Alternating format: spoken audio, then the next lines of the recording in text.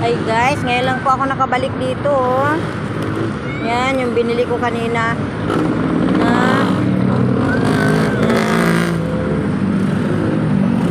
malinis na dito, ginupitan. Kawawa naman, naghintay sila talagang may magpakain, darating.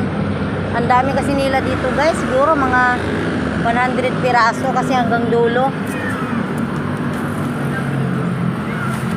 Yan. Kaya lang mag-away-away pa talaga sila. Ayan, yung isda yan. Ayan, kaya lagyan ko ng ano kasi ito naman dito. Sige, hanggang ano. Ayan, talagang mag-away-away sila. Ayaw nila doon magsama-sama. Ayan guys. Ay Lord, pagpalain mo ako para lagi ako dito araw-araw. Sige.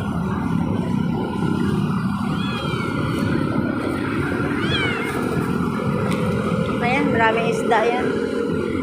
Yan guys. Sige, salamat po. Punta po ako sa dulo. Yan guys. Wow, dami nila guys. Malaki na yung mga pusa. Yan. Sige guys, salamat po. Yan, sige.